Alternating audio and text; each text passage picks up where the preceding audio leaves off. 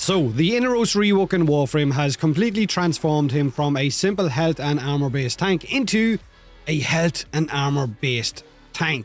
But with armor strip, stronger heals, and the ability to group up lots of enemies and dump them at his feet, which is perfect for your melee weapon of choice if it can drop gas bombs on top of their heads, like my favourite melee weapon, the Incarnate Ikers, but not so good for visibility because I can't see a damn thing. He does feel much more like a melee-based tank now than anything else, with his health values playing a huge part with Scarab Swarm because that's what that scales off now, health, not strength. One detail I forgot about his fourth, I'm pretty sure this is the first time we've ever done this. The damage of the fourth scales with Inaros' health. So let's take a look at his remastered abilities, his passive changes, and how I've gone and built my Inaros for maximum effectiveness. So, his passive changes. Healing from his finishers is still the same, it hasn't been changed, but he now has a new bleed out state. So whenever he takes lethal damage, Inaros will turn into a sand zombie version of himself, allowing for a self-revive simply by running up to enemies and melee attacking them. Also, it's worth noting that the sand cavats they can spawn in, it seems that their melee hits also contribute towards reviving him faster. So the amount or the number of hits required for revival depend on how many times I guess you die in a mission. The more times you die, the more amount of hits each time it's going to take to revive you. Now, his first ability, Desiccation, is pretty much unchanged, except it can affect more types of enemies, so it can do the finishers on new types of enemies. You'll basically cast a cone of sand that blinds enemies and opens them up to finishers, which will then heal Inaros due to his healing passive. However, it has got a new augment, Desiccation's Curse. Finisher kills on blinded enemies have a chance to spawn a swarm cavat, so it increases the amount of minions that you can spawn. However, it is worth noting that the AI on these minions is not great. Now, his second ability, Sandstorm, is completely reworked, combining old and new abilities. It basically merges the aspects of his previous Devour ability, which was a heal, and the Sandstorm ability. It will transform Inaros into a sandstorm that pulls in enemies into a huge group, and it drops them at his feet when the cast ends. It will also deal slash damage, and it will also heal your Inaros for a set amount based on your power strength for every enemy that it has caught in that storm. This ability is incredibly strong. You can zip around the map with it. You can pick up as many enemies as possible while spreading small, very small amounts of slash damage.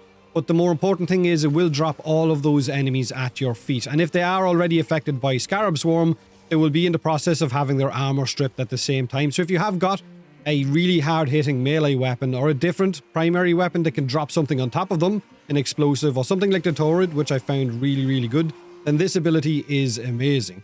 Now, his third ability, Scarab Shell, is basically the old armor ability that is taken from his old fort, and it is now replaced Devour. Inaros will charge up to increase his armor values using your health, so it will sacrifice some of your health, with the added benefit of, I guess you can move while you cast it now, whereas previously you couldn't. Now, Scarab Shell will grant you status immunity at the cost of armor whenever you get hit by a status effect, so it will slowly start to decrease in value the more status effects that you get hit by, but you can honestly simply just recast it. I know it will sacrifice some of your health, but then you can cast Sandstorm and heal straight back up. So the amount of synergy between his abilities, from losing health to regenning health to, I guess, crowd controlling to stripping armor, is incredible with Inaros right now. Now, the armor values for Scarab Swarm will scale based on your Inaros' current ability strength, so it's not off health, it's only Scarab Swarm that gets scaled off your health. Now, Scarab Swarm has had its change from an armor mechanic removed, like I said, but on cast, Scarab Swarm will unleash a swarm in a cone in front of your Inaros, dealing corrosive damage over time based on your Inaros' health. Like I said, not strength. More health means more damage. Enemies killed by your Scarab Swarm have a chance to spawn in one of those sand cavats, which will run around and attack enemies and also spread the Scarab Swarm even further. This ability is honestly amazing right now for locking a room down. It is worth noting that they have removed the heal part of Scarab Swarm that used to be there. It's gone from the description of the ability now, which used to be really good for keeping your squad kind of topped off. It was really small chip amounts of heals, but it was enough to heal a squad up if you had enough enemies affected by Scarab Swarm, but that is gone. Like I said, this ability right now is incredible. If you've got 2 Archon Green Shards, it will of course 100% strip once you get those 14 corrosive procs, but it is not a permanent armor strip, which means enemies will regain their armor once the duration of these Scarab Swarm runs out, so make sure and kill them as quick as possible. Also, against corpus-based enemies, it's not going to be as effective as it is against something with Grineer values, which has higher armor. Of course, corpus don't have that, they have shields, and this isn't going to do jack against those shields. But if you want to get the most out of your Scarab Swarm, then you're going to want to prioritize on health, on range, and maybe a little bit of duration as well. But that range is just as important as the health, because you want to spread the swarm as far and wide as possible and lock down as much of a room as you possibly can. Now, Inaros' Negation Swarm Augment will also offer a second layer of death protection. Basically, if he takes lethal damage, it will make him invulnerable. It will also restore some of his health. However, he will take a pretty strong bleed effect at the end of its duration, so make sure and be ready to heal up from that. Now, if you want to maximize your Inaros' potential, you're going to want to focus on health, on armor, on ability strength. Just for his third ability, you want to get as much armor on that as maybe you possibly want. And duration or range. Definitely range is where I would prioritize for those crowd control capabilities, which leads us up to the build, right? The build for my Inaros. So, for Aura, I've gone for Physique, simply for increased health values. For the main mods, I've gone for a kind of Tri-Umbral setup, although you could use normal mods if you wanted to. Umbral Vitality, Steel Fiber, and of course Intensify for health, armor, and for a bit of power strength. Prime Continuity for ability duration. Overextended for range. Of course, that's going to reduce my power strength, but honestly, it's not a big deal. I want more range than I do strength, simply because health is what's going to scale my Scarab Swarm. Primed Flow for energy values. I have got Hunter Adrenaline, or you could use Rage for energy regen from any of that damage that he takes, which he's going to be taking a lot of. For the Exilus slot, it is entirely up to the user. Prime Sure-Footed isn't needed because of his third ability making him immune to status effects. But I went for Coaction Drift for just a kind of small bump in health values. Adaptation is great for additional damage resistances, and Arcane Guardian for enhanced armor, and Arcane Blessing to increase my health values whenever I pick up a health orb, up to somewhere roughly around the 10k values. Now, ability augments, if you want, you could consider using Desiccation's Curse for extra minion spawning or extra crowd control capabilities, but honestly, is it really worth sacrificing a mod slot that you might need for something else to fit in an augment? It will spawn in some of these Kavats that have got really kind of derpy AI. They spawn in and they stand still a lot of the time before eventually attacking an enemy, and their lives are very short-lived as well. It would be nice if their explosion on despawn would cause some kind of extra damage or status effect like Slash kind of being sandblasted, but it is what it is, right?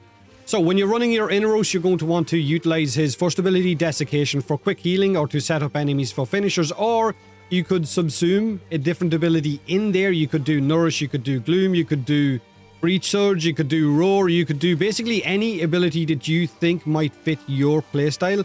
Kullervo's Wrathful Advance, Varuna's Lycant's Hunt, entirely up to the user.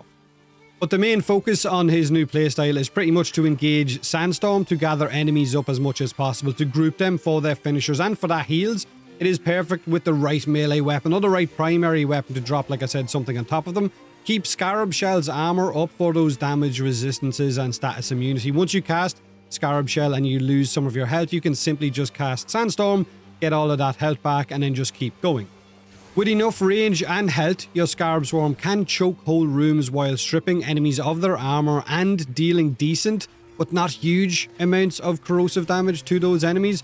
You could stack health mods, especially when combined with Warframes like Arcane Blessing, Arcane Grace, Guardian, Reaper, Molt Augmented. All of these can significantly increase Inaros' survivability, but this rework basically puts Inaros back up there as a top tier tank with added versatility. He can crowd control, he can sustain himself through longer battles, he can strip ammo with corrosive procs, he can even revive himself through that new passive, that sand zombie that he runs around with. And with the right build and playstyle, Inaros can easily become a valuable squad player if you're playing with friends, if you have any.